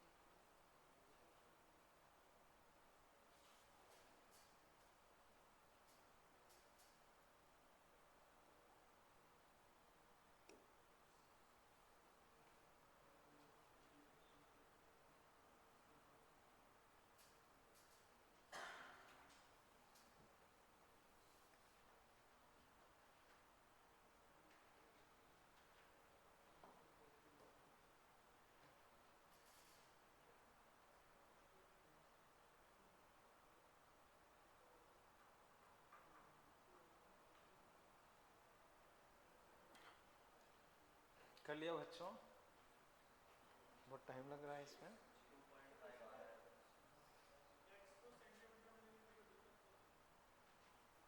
एक्स को देखो सॉल्व करने में तो क्या ही दिक्कत होगी, देखते हैं भी अगर दिक्कत रहती है तो। ओके बच्चों इसको हटा दो ना, पुराने वाले को। ठीक है बच्चों बताओ हुआ किसी से ये 2.5 सेंटीमीटर है, देखते हैं। और कोई ओके 2.5 आ रहा है, क्या आ रहा है? चलो बच्चों अब देखते हैं। देखो बच्चों आंसर जो होगा वो होगा 5mg, यानी कि सॉरी 5g/k, 5g/k। इसमें कोई दिक्कत? बोलो बच्चों यहां तक कोई दिक्कत? अब k और चाहिए, तो k कैसे आएगा बच्चों? पहले वो इधर 2g इधर kx, तो k इंटू सेंटीमीटर में 0.01 20, तो k हो गया बच्चों 20/0.01, तो 50 20/0.01, तो बच्चों 50 इंटू 0.01/20, तो 2.5 इंटू 0.01 मीटर या 2.5 सेंटीमीटर। चेक करो बच्चों कोई दिक्कत हो? इतना मीटर या 2.5 सेंटीमीटर। एक बार बच्चों चेक करो अगर कहीं दिक्कत लग रही हो। चलें बच्चों आगे, समझ गए ना इसे? ठीक, तो वो हो जाएगा, उसमें कुछ है नहीं।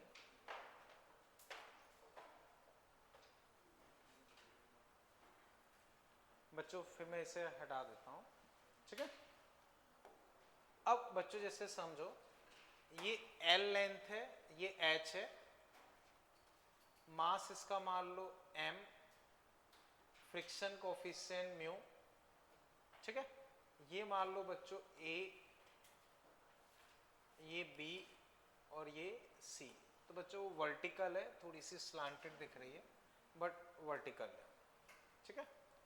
एक बार बच्चों ये ड्रॉ कर लो, फिर मैं डिस्कस करता हूँ।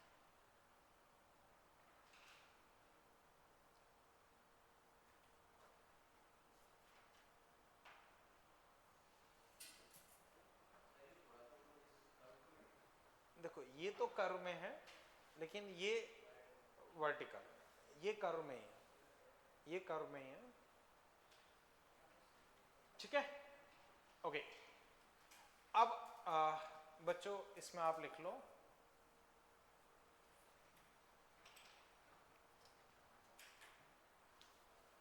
ठीक है।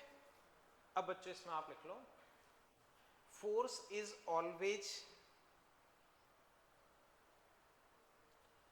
force is always act tangential to surface, force is always act tangential to surface and block move slowly, and block move slowly,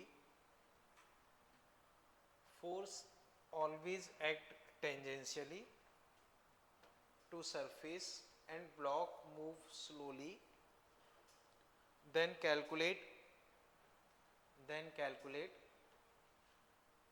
ठीक है। तो सिचुएशन क्या है बच्चों, फोर्स जो है वो हमेशा सरफेस के टेंजेंशियल लग रहा है और ब्लॉक हमेशा स्लोली मूव कर रहा है। स्लोली मतलब हम मान सकते हैं कि काइनेटिक एनर्जी में कोई चेंज नहीं हो रहा। तो बच्चों फर्स्ट आप बताओ, वर्क डन बाय नॉर्मल। बच्चों नॉर्मल हमेशा सरफेस के परपेंडिकुलर लगेगा, तो नॉर्मल का work done 0। Second, work done by gravity, सही है, उसको दुनियादारी से मतलब नहीं है। एच ऊपर जा रहा है तो माइनस का mgh। बोलो बच्चों कहीं कोई दिक्कत हो, ये चीज क्लियर है, ठीक है। अब third, work done by friction, वो सोचो।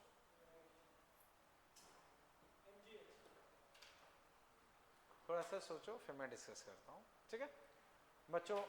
फर्स्ट टू में तो कोई दिक्कत नहीं, अब नहीं कर लो एक बार, देखते हैं, कर लो एक बार, ठीक। तो फर्स्ट टू पार्ट क्लियर है ना।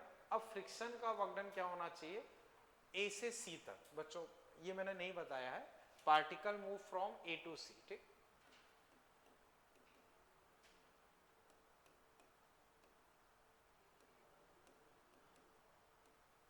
तो पार्टिकल बच्चों ए से सी तक मूव कर रहा है तब बताना।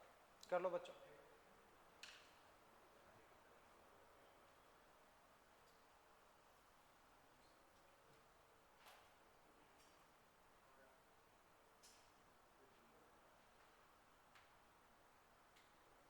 कर लिया, बोलो।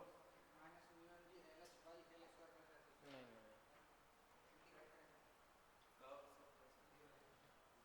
और कोई, चलो बच्चों मैं डिस्कस करता हूँ, ठीक है, डिस्कस करते हैं।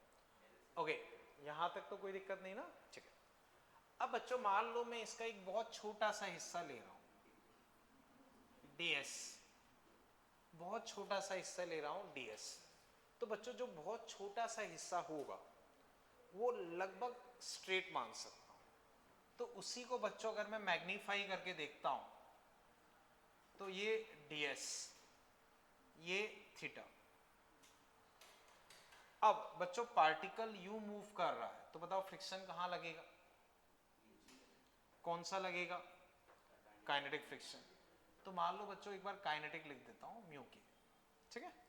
तो यहां म्यू के, देखो बच्चों इंक्लाइन प्लेन है, तो इंक्लाइन प्लेन पे mu M G cos theta, तो म्यू के एम जी कॉस थीटा।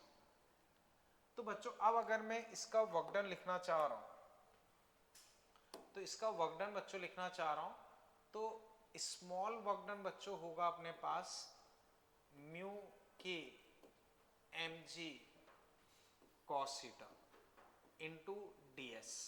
बोलो बच्चों कोई दिक्कत।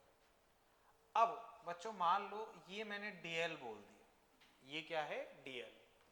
तो बच्चों बताओ ds cos थीटा किसके बराबर है, बच्चों एक बार वापस से रुको थोड़ा सा समझो। वर्क डन अगर मैं लिखूंगा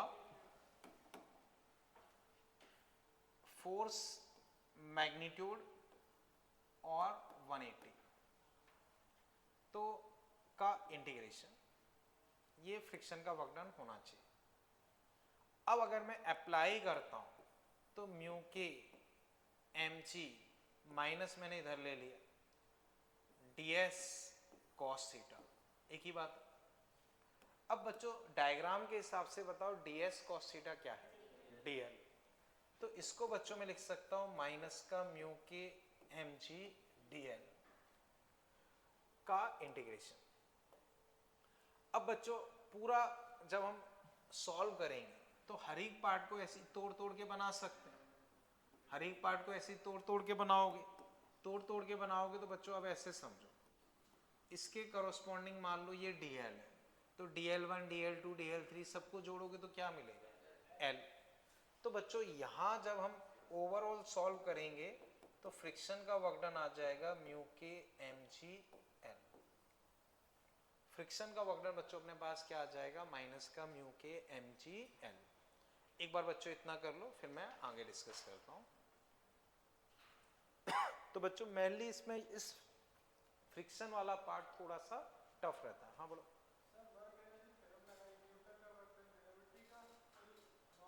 वो दो मिनट रुको, अभी अगले पार्ट में वो आएगा, फिर आप ये वाला डाउट वापस पूछ लेना, ठीक है? तो उसमें आपका ये कंफ्यूजन दूर हो जाएगा।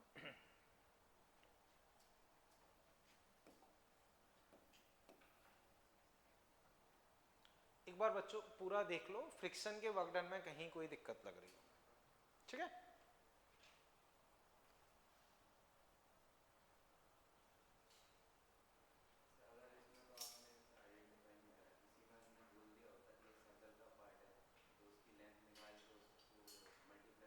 अगर सर्कल का पार्ट भी होता तो भी आंसर यही आता।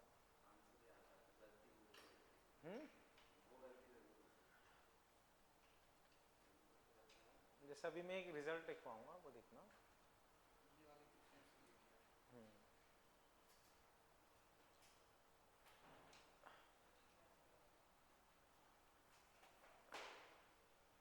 बच्चों कर लिया ना इतना, ठीक है?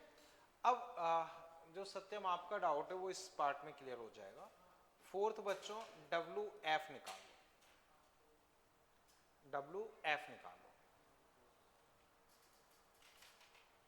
एफ का वर्क डन क्या होना चाहिए बच्चों? तीन पार्ट क्लियर है ना? अब बच्चों एफ अगर थोड़ा सा सोच पाओगे बहुत आसान है, उसमें कुछ खास नहीं, थोड़ा सोच पाओगे तो बहुत आसान है, उसमें कोई ज्यादा दिक्कत नहीं, वो बहुत आसान है।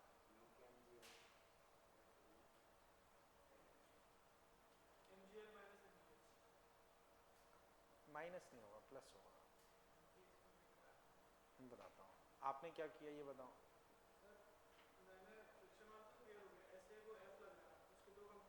नहीं, डब्ल्यू एफ निकालने के लिए आप क्या कर रहे हो? नहीं उस तरह से नहीं, बताता हूँ। हाँ वो करना है, बस वो करना है, सही आ जाएगा। क्या आ रहा है? हाँ सही है बच्चों। देखो अब इसका वर्क डन निकालना काफी आसान है। अगर हमने ये निकाल लिया तो बच्चों बताओ पार्टिकल पे कौन कौन से फोर्सेस हैं? नॉर्मल और mg और फ्रिक्शन और ये, और तो कुछ है नहीं। तो बच्चों तुम लिखोगे W normal, W gravity, W friction, WF, और बच्चों मैंने लिखा है स्लोली मूव कर रहा है, तो काइनेटिक एनर्जी में चेंज जीरो मांगो। अब बच्चों बहुत आसान है, नॉर्मल का जीरो, ग्रेविटी का माइनस mgh, फ्रिक्शन का माइनस का म्यू के mgl, और ये WF। तो फाइनली बच्चों जो तुम्हारे पास WF आ जाएगा वो हो जाएगा mg, या चलो ऐसे ही लिखना चाहो तो mgh प्लस म्यू के mgl। बताओ बच्चों कहीं कोई दिक्कत हो? क्लियर है बच्चों? भी है ठीक है, ओके। अब बच्चों बताओ इसमें कहीं कोई दिक्कत लग रही है? हाँ, अब सत्यम जो तुम्हारे डाउट था अब पूछो।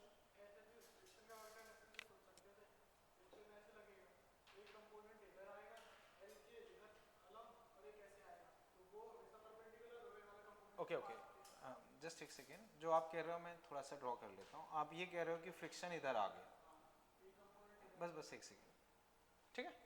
अब मान लो लेट से ये एंगल थीटा, तो ये थीटा, तो फ्रिक्शन का एक कंपोनेंट मान लो हमने इधर एफ कॉस थीटा ले लिया, एक एफ साइन थीटा, ठीक है। अब आगे बोलो।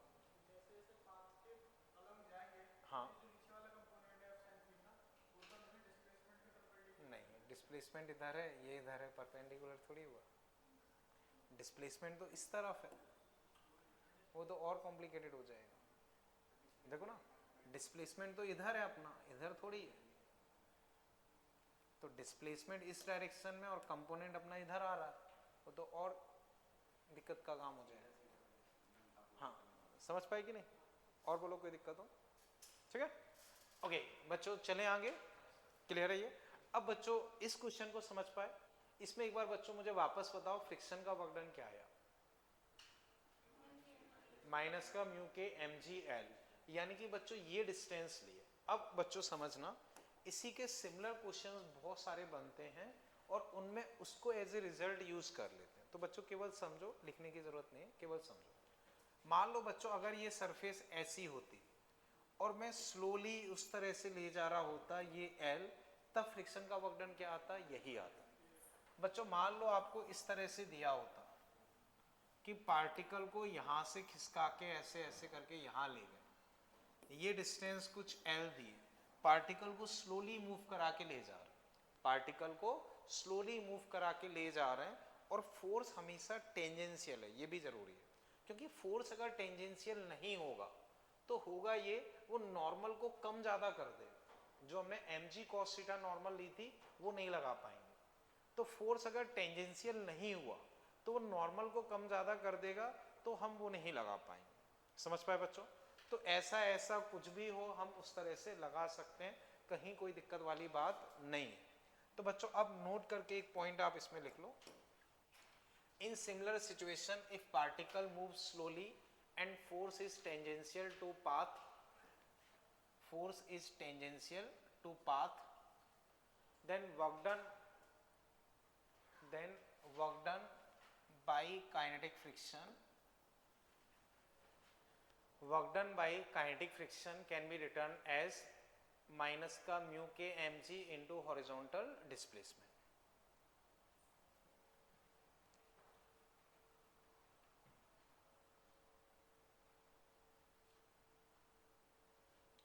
In similar situation, if particle moves slowly and force is tangential to path, then work done by kinetic friction can be written as ये।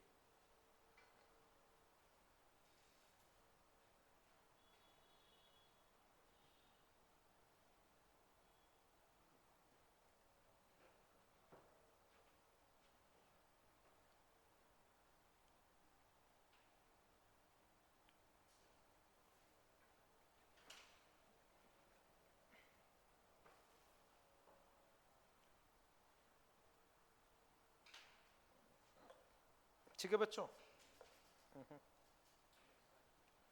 ओके बच्चों इसे फिर हटा देता हूं, कर लो। ओके अब बच्चों इसके अलावा एक और सिचुएशन जैसे ये रहती है, जस्ट आप देखना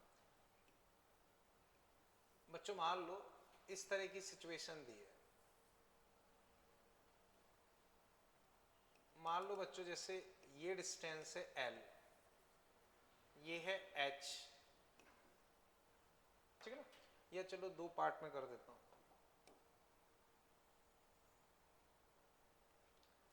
मान लो बच्चों ये डिस्टेंस है L1, ये डिस्टेंस है L2, यहां बच्चों फ्रिक्शन कोफिशिएंट μ1, यहां फ्रिक्शन कोफिशिएंट μ2, यहां से पार्टिकल को छोड़ा, वो ऐसे स्लाइड करके यहां आ गया, रेस्ट से छोड़ा। मान लो हमें V निकालना, हमें क्या निकालना है? V निकालना। तो बच्चों इस तरह की सिमिलर सिचुएशन में भी वो फंडा हम लगा सकते हैं। तो अब बच्चों मैं वही फॉर्मूला लगाऊं, तो W normal, W gravity, W friction, K final minus K initial. अब नॉर्मल का वर्क डन बच्चों बताओ क्या होगा, 0। ग्रेविटी का वर्क डन प्लस का mgh। अब फ्रिक्शन का वर्क डन बच्चों लिखूंगा तो मुझे हॉरिजॉन्टल से मतलब है, तो ऊपर वाले हिस्से में अगर मैं लिखूंगा तो माइनस का μ1 mg L1 और इस वाले में बच्चों माइनस का μ2 mg L2 equal to half mv square. m बच्चों कॉमन आके कट जाएगा, हम स्पीड निकाल सकते हैं, हम स्पीड निकाल सकते हैं। अब बच्चों इसमें मैंने दो हिस्सों में तोड़ा है, दो हिस्से हों, तीन हिस्से हों, वो μ1 L1 L2 L3 L4 आते चले जाएंगे, वो फर्क नहीं पड़ता। क्लियर है बच्चों? इसमें बच्चों बस एक, जब भी इस तरह का कोई क्वेश्चन होता है तो उसमें स्पेसिफाई होता है कि जॉइंट्स पे जो इफेक्ट है वो नेग्लिजिबल है। जब भी इस तरह का अगर कोई क्वेश्चन होता है तो उसमें लिखा होता है कि भाई जॉइंट्स वाले इफेक्ट को नेग्लिजिबल लेके चलना। समझ गए बच्चों? ये मान लो बच्चों अगर सिंगल सरफेस हो तो कोई दिक्कत नहीं, उसमें आप जैसे मान लो ये वाली सिचुएशन यहां से छोड़ा है तो कोई दिक्कत नहीं, आप mgh minus mu mgl half mv square answer. तो इसका फायदा कहाँ मिल जाता है, हम म्यू mg cos थीटा वगैरह वो सब करने की जरूरत नहीं है, सीधा ये वाली डिस्टेंस ले सकते हो। तो सिंगल सरफेस हो तो भी कोई दिक्कत नहीं, आप वो अप्रोच लगा सकते हो। समझ पाए बच्चों? अब एक चीज बच्चों समझना, पिछला जो मैंने आपको नोट लिखवाया था उसमें लिखा था स्लोली, उसमें लिखा था स्लोली, लेकिन यहां स्लोली मूव नहीं कर रहा, तो यहां दिक्कत वाली बात नहीं है। Reason flat surface, flat surface, curve surface पर अगर स्लोली मूव नहीं करेगा तो नॉर्मल रिएक्शन चेंज कर जाएगी। जैसे बच्चों मान लो ये चीज है, ये फ्लैट सरफेस है, इस पे वो किसी भी स्पीड से मूव कर रहा हो, बच्चों बताओ नॉर्मल क्या है, mg। इंक्लाइन प्लेन पे किसी भी स्पीड से मूव कर रहा हो, नॉर्मल क्या होगी, mg cos थीटा, वही रहेगी। लेकिन कर्व सरफेस अगर होगी तो याद करो बच्चों, एक क्वेश्चन मैंने डिस्कस किया था, बाइक है ऐसी सरफेस पे जा रही है तो नॉर्मल बताओ, तो टॉप पे कुछ और थी, बॉटम पे कुछ और थी, एंगल वाले पे कुछ और थी, तो वहां दिक्कत ये होगी कि नॉर्मल प्रॉपरली फिक्स नहीं रहेगी, उस स्पीड का फर्क आ जाएगा। तो कर्व सरफेस के लिए जरूरी है कि वो स्लोली ही मूव करे। इस तरह की फ्लैट सरफेस के लिए स्लोली मूव करना ऐसा कोई जरूरी नहीं है, इसमें अपना वैसे भी काम चल जाएगा। समझ पाए बच्चों? ठीक है, तो बच्चों फिलहाल के लिए हम इसमें इतना ही रख रहे हैं, ठीक है।